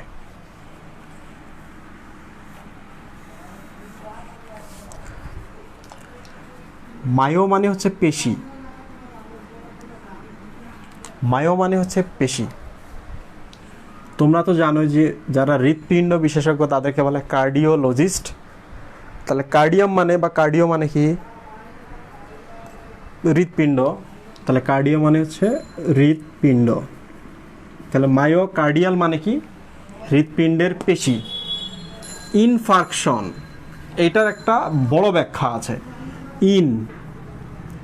ইন মানে হচ্ছে ভেতরে বা উইদিন। ফার্কট মানে হচ্ছে দলা। ফার্ক মানে হচ্ছে দলা। আটার দলার কথা ভাবো, চর্বির দলার কথা ভাবো, কোলেস্টেরলের দলার কথা ভাবো। তাহলে এটা মানে হচ্ছে দলা। আর শন মানেই হচ্ছে ঘটনা। এক্সামিনেশন, পরীক্ষা, মানে তুমি যখন এক্সাম দিচ্ছ ওই ব্যাপার বা ওই ঘটনাটাকে বলে এক্সামিনেশন। এক্সাম মানে পরীক্ষা, রাইট? তাহলে শন মানে হচ্ছে ঘটনা। কি ঘটনা? এখন দেখো, একটা দলা ভেতরে আটকে গেল, রক্তনালীর ভেতরে একটা দলা আটকে গেল। দলা যদি আটকে যায়, রক্ত কিন্তু এদিক থেকে এদিকে যাচ্ছে। তাহলে দলা যদি আটকে যায়, রক্তগুলো কিন্তু এদিকে আটকে গেল, তাই না সুফি ভাই? তাহলে রক্তে কি আছে? অক্সিজেন আছে, পুষ্টি আছে। তাহলে এদিকে যে কোষগুলা ছিল, এই কোষগুলা কি অক্সিজেন আর পুষ্টি পাবে? না। অক্সিজেনের অভাব হলে কোনো একটা জিনিস পচে যায়, মরে যায়। তাহলে এদিকে যে কোষগুলো আছে এরা মরে যাবে, পচে যাবে, রাইট? কে মরে যাবে, কে পচে যাবে? আমরা তো এতক্ষণ ইনফার্কশন দেখলাম। এই দেখো ভেতরে এই জিনিসটার নাম হচ্ছে দলা বা ফার্কট, ঘটনাটা মানে হচ্ছে শন, ইনফার্কশন। কে মরে যাবে? এই দেখো নাম দেখে বোঝা যায়, মায়োকার্ডিয়াল। তার মানে এখানে হৃৎপিণ্ড আছে। হৃৎপিণ্ডের তো তিনটা, তার মধ্যে সবথেকে পুরু যে আবরণটা আছে এটা হচ্ছে পেশি দ্বারা তৈরি। পেশি তো সংকোচন হয়, তার হৃৎপিণ্ড সংকোচনের জন্য পেশি দেয়। তার পেশি গুরুত্বপূর্ণ ভূমিকা পালন করে। রাস্তা যদি ব্লক হয়ে যায়, এই পেশিগুলো মারা যাবে। বোঝা গেল? তার মানে হার্ট অ্যাটাক মানে আসলে হৃৎপিণ্ডের পেশি পচে যাওয়া, রাস্তা ব্লক হয়ে যাওয়ার জন্য দলা দ্বারা। এটা চর্বির দলা হতে পারে, কোলেস্টেরল হতে পারে, কিংবা এটা অন্য কোনো কিছুই হতে পারে। সেভাবে বোঝা গেল? তাহলে হার্ট অ্যাটাক কি সহজ জিনিস? সহজ জিনিস না। তাহলে একবার যদি কাউরে হার্ট অ্যাটাক হয়, তাহলে মনে রাখবা তার হার্টের কিছু অংশ পচে গেছে। আমাদের হৃৎপিণ্ডের পেশিগুলো একবারই তৈরি হয়। হৃৎপিণ্ডের পেশি কোষগুলো জীবনে একবারই তৈরি হয়। এই জন্য এই কোষগুলোকে বলা হয় স্থায়ী কোষ। একবার তৈরি হয়েছে, আর তৈরি হবে না। তাহলে হার্ট অ্যাটাক যদি একবার হয়, কিছু পেশি যদি মারা যায়, ওই পেশি আর তৈরি হবে? হবে না। তার মানে যা গেল গেল একবারই, তাই না? একটা কিডনি নষ্ট হলে আরেকটা কিডনিতে ঠিক করা যায়? হৃৎপিণ্ড যদি একবার নষ্ট হয়ে যায়, আর ঠিক করার উপায় নেই। ব্রেন স্থায়ী টিস্যু, স্থায়ী কোষ, একবার নষ্ট হলে স্ট্রোক করে আর কখনো তৈরি হবে না। কিডনি সেম জিনিস।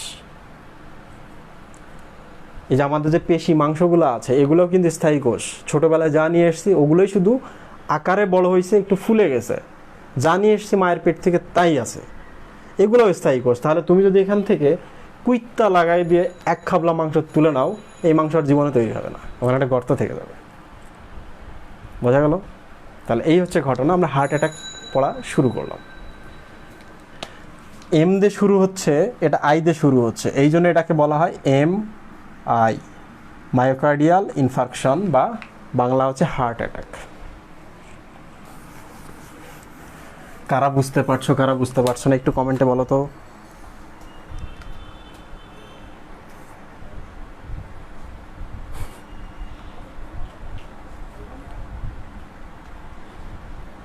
নাজিয়া ফারজানা বলেছো তোমার বাবার হার্ট অ্যাটাকের জন্য হার্টে 3টা রিং পরানো আছে।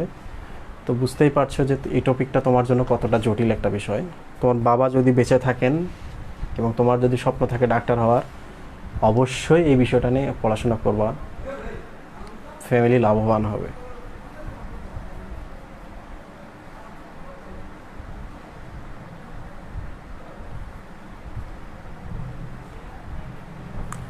রাত 9টায় এনাম ভাইয়ের লাইভে কে কে থাকবেন? এনাম ভাইটা কে সুফি ভাই? এনাম ভাইকে, উনিও কি বায়োলজি পড়ায়, ফিজিক্স কেমিস্ট্রি?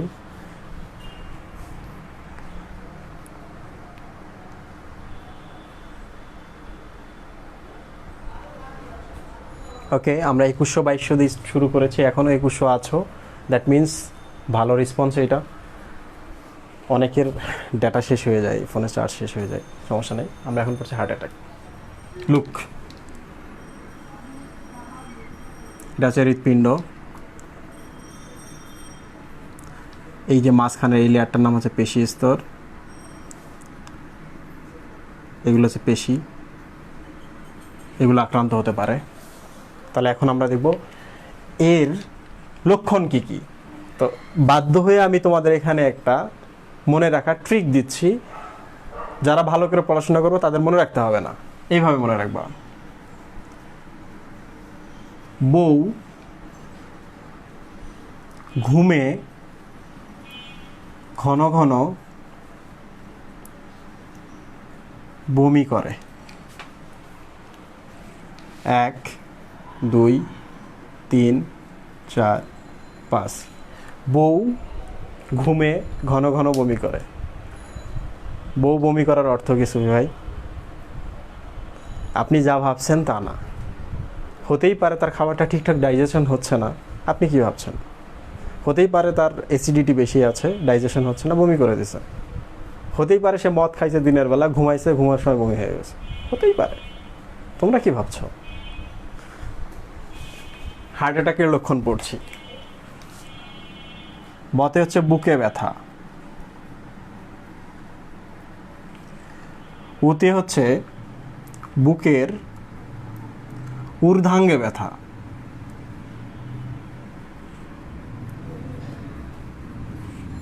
ঘুমে মানে হচ্ছে ঘুমে ব্যাঘাত। কেউ যদি বমি করে ঘুম পাড়তে পারবে না, ঘুমে ব্যাঘাত। ঘন ঘন মানে হচ্ছে ঘন ঘন প্রশ্বাস নিঃশ্বাস, ঘন ঘন শ্বাস প্রশ্বাস। তো এটার আরেকটা আমি বলি, কেউ যদি এরকম ঘন ঘন শ্বাস প্রশ্বাস নেয়, তাহলে দেখে বোঝা যাবে লোকটা ঠিকঠাক অক্সিজেন নিতে পারছে না বা ভেতরে ওগুলো বের করতে পারছে না। তার মানে তার কি কষ্ট হচ্ছে? শ্বাসকষ্ট হচ্ছে।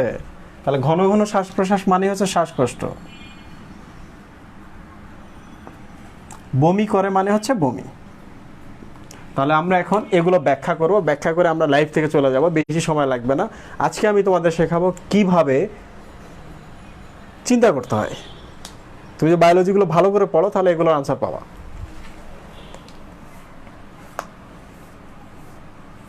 তাহলে 1 নম্বর পেলাম আমরা বুকে ব্যথা, 2 বুকের ঊর্ধ্বাঙ্গে ব্যথা, তাহলে বউ ঘুমে, তাহলে ঘুমে ব্যাঘাত। ঘন ঘন মানে হচ্ছে ঘন ঘন শ্বাস প্রশ্বাস বা শ্বাসকষ্ট। আমি এটা ছোট করে লিখি, শ্বাসকষ্ট। 5 মানে হচ্ছে বমি। ওকে, তাহলে আমরা একটু কেন এগুলো ঘটে দেখব। দেখো, এটা হচ্ছে একটা মানুষ,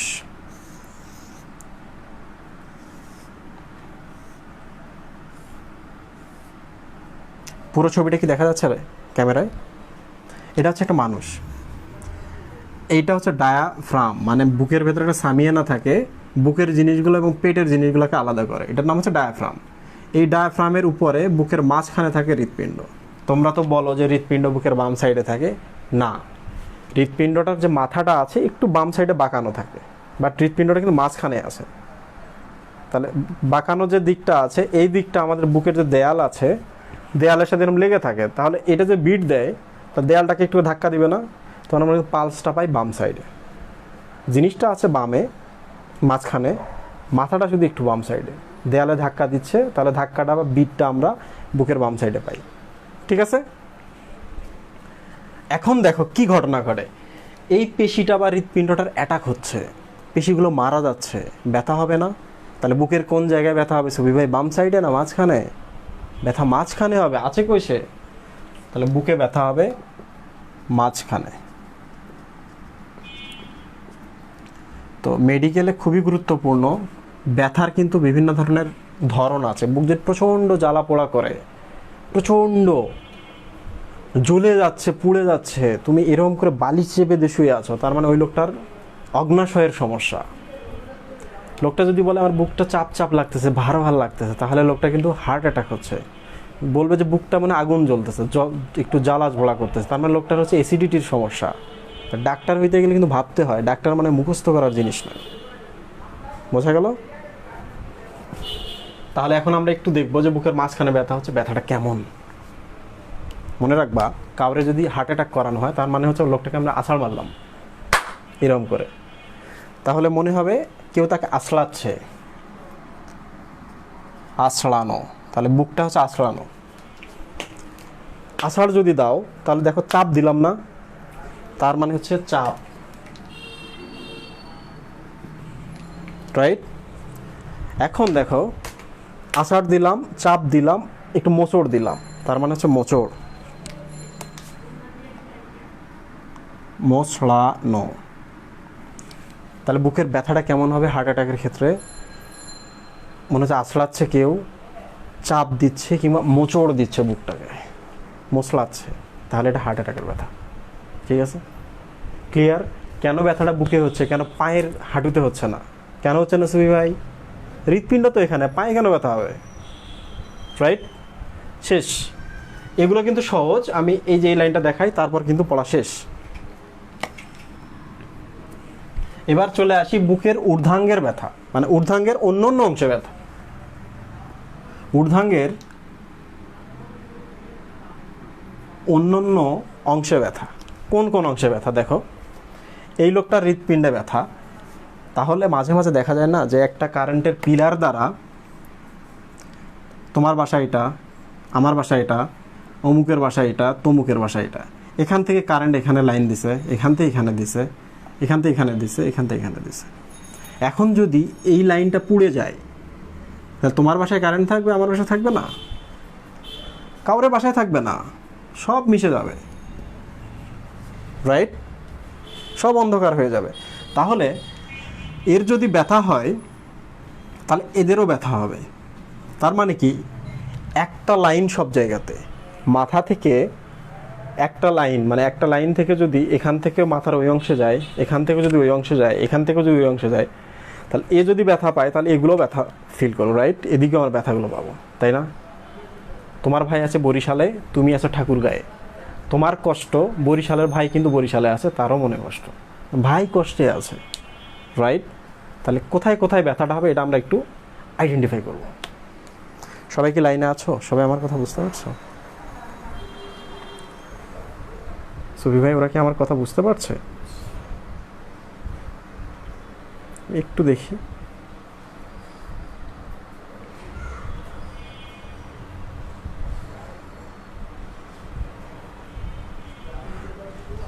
আবার 100 কমে গেছে, সমস্যা নাই, অনেকের ডেটা শেষ হয়ে গেছে।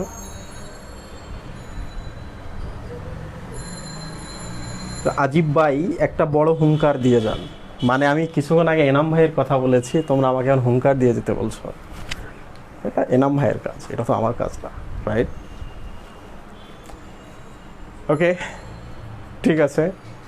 কোথায় কোথায় ব্যথা হবে এবার আমরা দেখব। হৃৎপিণ্ডটা এখানে আছে, তার মানে বুকের মাঝখানে ব্যথা হবে। তাহলে মাঝখানে কোথায় কোথায় ব্যথা হবে আমি দেখি। এই যে ঊর্ধ্বাঙ্গের অন্যান্য অংশ ব্যথা, তার মানে এটা আমাদের শরীরের ঊর্ধ্বাঙ্গ অংশ। কোথায় কোথায় ব্যথা হবে দেখব। বুকের মাঝখানে ব্যথা হবে, রাইট? ব্যথাটা দেখো এই নিচে পাকস্থলী আছে, তাহলে ব্যথাটা একটু এখানেও যাবে। কেন যাবে একটু পরে বলবো আমি। এখানেও মনে হবে যে নিচে ব্যথা হচ্ছে, তখন মনেই হতে পারে যে তোমার গ্যাস্ট্রিক পেইন হচ্ছে, ভুল করে তুমি অ্যাসিডিটির ওষুধ খাইছো, কিন্তু কাজ হয় নাই, মারা গেলাম, রাইট? ব্যথাটা এখন দেখেন, আগুন লাগলে এখানে আগুনটা কি উপরে উঠবে না সুবি ভাই? উঠবে কিনা? তাহলে ব্যথাটা এখন ধীরে ধীরে উপরে উঠবে। উপরে দেখো আমাদের একটা মুখ, এটা হচ্ছে নিচের চোয়াল, তাহলে আমাদের এই গলায় ব্যথা করতেছে সুবি ভাই, তাহলে এই জায়গাগুলোতে ব্যথা করবে, গ্রীবায় ব্যথা করবে, রাইট? একটু আর একটু উপরে দাও, আগুনের শিখা তো আরো উপরে উঠবে। এই যে নিচের চোয়ালে ব্যথা করতেছে, এমনকি দাঁতেও ব্যথা করে, দেখছো? আগুন লাগছে এখানে, আগুনটা এখন উপরে উঠতেছে।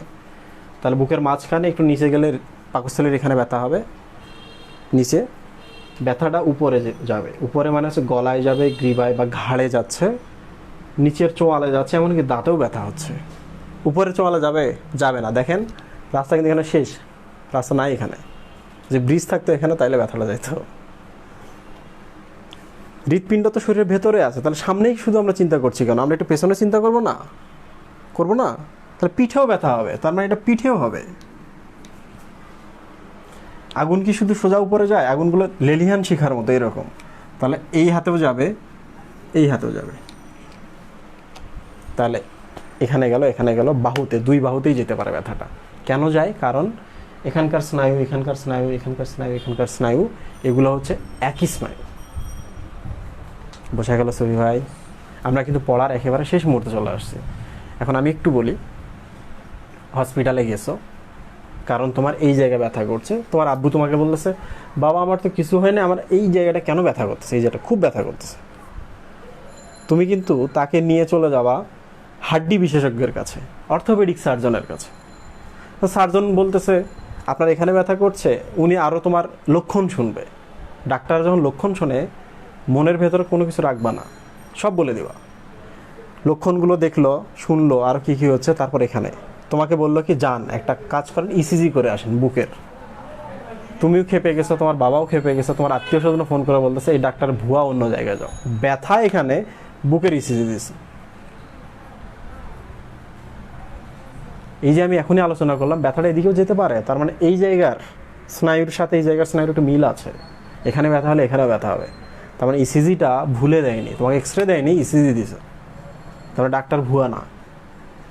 Doctor knows better than you, right?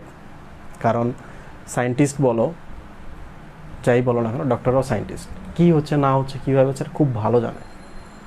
এরা মুখস্থ করে আসে না, এরা জেনে আসে কোনটা কীভাবে ঘটে, রাইট? ওকে, মাঝখানে, হাতে, দুই হাতে, গ্রীবা, গ্রীবা, ঘাড়, নিচের চোয়াল, নিচের এমনকি দাঁত। দেখছো, আমি তো বললাম যে হৃৎপিণ্ড যেহেতু বুকের মাঝখানে থাকে, তাহলে সামনে আসলে পিছেও যাবে, তাহলে পিঠেও ব্যথা হতে পারে। তাহলে কোনো ব্যথাকেই গুরুত্ব দিতে হবে, সব ব্যথাকেই। তারপরে তুমি আজকে যেন ডাক্তার হয়ে গেলা। আমি এগুলো মিশাই ফেলি, তাহলে আমরা দুটো পড়ে ফেলছি। যে লোকের এই কাহিনী হচ্ছে সে কি রাতে ঘুমোতে পারবে? পারবে না, তার ঘুমে ব্যাঘাত হবে, খুব স্বাভাবিক। খারাপ লাগছে, শেষ। শ্বাসকষ্ট, কিছুক্ষণ আগে কিন্তু আমি বলেছিলাম যে হৃৎপিণ্ডের প্রবলেম হলে শ্বাসকষ্ট হতে পারে। কিভাবে হতে পারে দেখো, এই ব্যাখ্যাটা দিলে আমাদের পড়া শেষ।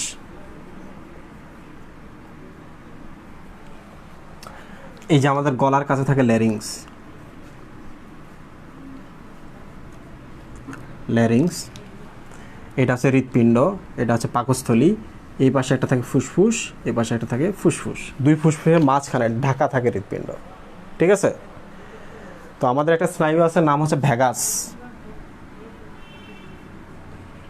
ভ্যাগাস, এই যে ওরা, এটা একটা করোটিক স্নায়ু, তাহলে মাথা থেকে উৎপন্ন হয়ে সে নিচে যাবে। যাওয়ার সময় সুবি ভাই খেয়াল করেন, তার চারটা শাখা। এখানে একটা লাইন দিয়ে যায়, হৃৎপিণ্ডে একটা লাইন দেয়, ফুসফুসে লাইন দেয়, সে এই যে এখানে গিয়ে পাকস্থলীতে লাইন দেয়। তাহলে ভ্যাগাস স্নায়ুর কয়টা শাখা? চারটা শাখা। স্নায়ুতন্ত্র পড়ার সময় তোমরা বুঝতে পারবা। লেরিংসে দেয় লেরিঞ্জিয়াল শাখা, হৃৎপিণ্ডে দেয় কার্ডিয়াক শাখা, কার্ডিয়াক মানে হৃৎপিণ্ড। ফুসফুসে দেয়, এটার নাম হচ্ছে ফুসফুসীয় শাখা বা পালমোনারি শাখা। পালমন মানে হচ্ছে ফুসফুস। পাকস্থলীতে দেয়, এটার নাম হচ্ছে গ্যাস্ট্রিক শাখা। পাকস্থলীর আর এক নাম হচ্ছে গ্যাস্ট্রিক। এখন দেখো তো, এর প্রবলেম হয়েছে, তাহলে পাকস্থলীর মন খারাপ হবে না? তাহলে পাকস্থলীর যে মন খারাপ হয়, তাহলে খাবারগুলো ভেতরে রাখতে পারবে? পারবে না, বমি বমি একটা ফিল হবে। তাহলে আমরা এটার ব্যাখ্যা পেয়ে গেলাম। তাহলে বাকি রইল কয়টা? একটা। এখন খেয়াল করো, এটা হচ্ছে হৃৎপিণ্ড, এই পেশিগুলা পাচ্ছে না। কি পাচ্ছে না? এই যে এখানে আটার দলা আটকে গেছে, এই জন্য এই রক্তগুলো দ্বারা অক্সিজেন পুষ্টি বা গ্লুকোজ পাচ্ছে না এই পেশিগুলো তো সবসময় বিট দেয়, তাদের অনেক শক্তি দরকার, অক্সিজেন দরকার, গ্লুকোজ দরকার। অক্সিজেন আর গ্লুকোজ মিলে শক্তি তৈরি করে। সুই ভাই খেয়াল করেন, রক্তটা যদি এদিকে না আসতে পারে এখানে, সে কষ্টে ভুগবে। সে এখন এই অভিযোগ কাকে দিবে? মাথাকে দিবে না? তাহলে এর যে প্রবলেম, স্নায়ুর মাধ্যমে সে মাথাকে খবর পাঠাবে না? পাঠাবে কি না? কারণ মাথা থেকে তো লাইন আসছে। এখন মাথা এখন কি করবে? বলবে যে তোমার ভাই অসুস্থ, ফুসফুসকে বলবে। কি অসুস্থ? যে ফুসফুস, তোমার কাজ তো অক্সিজেন দেওয়া, তোমার কাজ তো গ্লুকোজ দেওয়া। সরি, গ্লুকোজটা আমরা বাদ দিই, এখন একটু রক্তের সাথে যায়। ফুসফুসকে বলবে তোমার কাজ তো অক্সিজেন দেওয়া, হৃৎপিণ্ড অক্সিজেন পাচ্ছে না, তার মানে হৃৎপিণ্ড কষ্টে আছে, হৃৎপিণ্ডের কোষগুলো মরে যাচ্ছে, তাহলে তুমি কেন পাঠাচ্ছ না অক্সিজেন? তুমি এক কাজ করো, বায়ুমণ্ডল থেকে অক্সিজেন নেওয়া শুরু করো, তোমার বাইরে পাঠাও। কারণ একই লাইনেরা, রাইট? তাহলে ফুসফুস কী করবে? শ্বাস প্রশ্বাস নেওয়া শুরু করবে। মাথা তো আর জানে না যে রাস্তা ব্লক হয়ে গেছে, এই খবর সে পায় নাই। কারণ সব খবর কিন্তু মাথা পায় না, কিন্তু অক্সিজেন কোথাও কমে গেছে এটা পায়। কারণ প্রত্যেকটা কোষে আমাদের ব্রেনের লাইন আছে। যখন ফুসফুসকে বলবে তখন ফুসফুস করবে কি? অক্সিজেন নেওয়ার ট্রাই করবে। বারবার যদি নেয় তখন শ্বাস প্রশ্বাস বাড়বে না? বাড়া মানে কি? শ্বাসকষ্ট, রাইট? তাহলে এই জন্যে শ্বাসকষ্টটা হয়। তাহলে আমরা সব ব্যাখ্যা পাইছি না? তাহলে এটা হচ্ছে হৃদরোগ। আমাদের কিন্তু আজকের পড়া শেষ। তোমাদের বলে রাখি, ফ্যামিলিতে যদি এরকম হয় সব সিমটম নেওয়ার ট্রাই করবা। যদি দেখো একটু বয়স বেশি, যদিও এখন 17-18 বছর বয়সেরও হার্ট অ্যাটাকের মৃত্যুর ঘটনা আছে, তবে 40 পার হয়ে গেলে বয়স হার্ট অ্যাটাকের ঘটনা বাড়ে। ফ্যামিলিতে খোঁজ রাখবা, খবর রাখবা। হার্ট অ্যাটাক করলে প্রাথমিক করণীয় কি? পরিচিত যদি ডাক্তার থাকে, মেডিকেল স্টুডেন্ট থাকে, তাদের সাথে কনসাল্ট করবা। কিছু ওষুধ আছে বাসায় রাখতে হয়, যদি এরকম প্রবলেম হয়, ওগুলো খেলে হার্ট অ্যাটাকটা থেমে যায়, তখন হসপিটালে নিয়ে যাওয়া, ট্রিটমেন্ট করবে, বেঁচে গেল তোমার বাবা। আমি টিফিনের প্রথম, আমার যে টিফিন জুলজি বইটা আছে, জুলজি বইটার দেখবা যে প্রথম আমি যে লেখকের কথা লিখেছি, ওখানে কিন্তু আমি লিখেছিলাম যে ডাক্তারদের স্পেশালিটি হলো এটা। তোমার বাবার হার্ট অ্যাটাক হচ্ছে, ফোন কিন্তু কাউকে দিবে না। ইঞ্জিনিয়ার আছে, অমুক আছে, লয়ার আছে, পুলিশ আছে, ফোনটা দিবে তোমাকে, কারণ তুমি ডাক্তার, তার কষ্ট হচ্ছে। তুমি কিন্তু ফোন করে তাকে বলবো, বাবা এই কাজটা করো, এই ওষুধটা অমুককে দিয়ে তাড়াতাড়ি এনে খেয়ে ফেলো, হার্ট অ্যাটাকটা থেমে যাবে, এরপর হসপিটালে আসো, ট্রিটমেন্ট করবো। নইলে হসপিটালে আস্তে আস্তে তোমার হার্টটা পুরোটা ড্যামেজ হয়ে যাবে, তুমি রাস্তাতেও মারা যেতে পারো। ডাক্তারের স্পেশালিটি দেখেছো? মা যখন মারা যায়, বাবা যখন মারা যায়, খুব কষ্ট পায়, সবার আগে কিন্তু তার ডাক্তার ছেলের হাতটা ধরে, ডাক্তার মেয়ের হাতটা ধরে। কারণ সে জানে আল্লাহ তাকে দায়িত্ব দিয়েছে তার বাবা মার একটু যত্ন করার, তার বাবা মার শরীরে কী আছে না আছে, কীভাবে কাজ করে, বিপদ হলে কী সলভ করতে হয়, তাকে এই দায়িত্বটা দিয়ে রেখেছে। তো আমি বলছি না যারা ইঞ্জিনিয়ার হতে চাও ডাক্তার হয়ে যাও, বাট যারা হতে চাও প্যাশনেট ডাক্তার হওয়া। তো ডাক্তার মানে সব মুখস্থ করা নয়, ডাক্তার মানে যে অনেক পড়া বুঝবো না এমন কিছু নয়। এই হচ্ছে ঘটনা। আমার মতো ইডিয়ট যদি বুঝে আসতে পারে, আমার মতো ইডিয়ট যদি আজকে তোমাদের মতো ট্যালেন্টেড বান্দাদের টিচার হয়ে যাইতে পারে, তোমরা কেন পারবে না? রাইট? তো সবাইকে ধন্যবাদ আজকে ক্লাসের জন্য। কোনো কথা থাকলে বলো।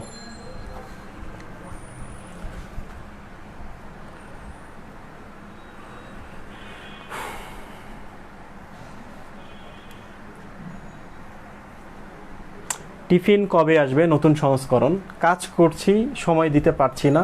এখন যেটা আছে এটাই পড়ো, কারণ বই সাপোর্ট দিবে, কাজে লাগবে।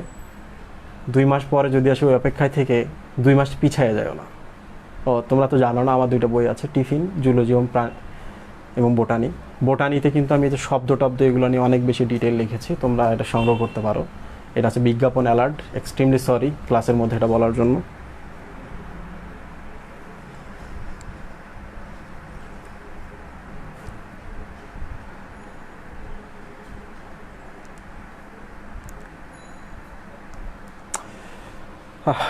সবাইকে অনেক ধন্যবাদ, অনেক কষ্ট করেছো। 3 দিন আমাদের জন্য খুবই ছোট সময়, পাশাপাশি 3 দিনে তোমাদের সাথে একটা বন্ডিং তৈরি হয়েছিল এই গ্রুপের মধ্যে। চলে যাওয়া মানে একেবারে চলে যাওয়া নয়, তোমাদের কিছু অংশ আবার দেখা হচ্ছে 23 তারিখে। তো যাই হোক, ভালো থাকো, সুস্থ থাকো। কখনোই মনে করবো না বায়োলজি মুখস্থ করতে হয়, বায়োলজি বুঝে পড়া যায় না। বায়োলজি খুব কঠিন সাবজেক্ট, বায়োলজি আসলেই খুব সহজ সাবজেক্ট। একটু শ্রম দিতে হয়, জিনিসটা বুঝতে হয়, তাহলে সহজ। অবশ্যই নিজের 2 বছর কিংবা 1 বছরের ইন্টারমিডিয়েট লাইফটাকে এই বায়োলজির জন্য বিষাক্ত করতে দিবা না। এর সাথেই সম্পর্ক হোক, এর সাথে প্রেম হোক, এক্সট্রা একটু সময় তারা দাও, সে তোমাকে পাত্তা দেবে। আমি অল্প একটু রাস্তা দেখিয়ে দেওয়ার ট্রাই করেছি। তোমরা যদি মনে করো it's a better way, then follow it. ইনশাআল্লাহ তোমরা অনেক ভালো করবা। সবার জন্য দোয়া, ভালোবাসা। আপাতত বিদায়। এই দেখা শেষ দেখা নয়। আল্লাহ হাফেজ।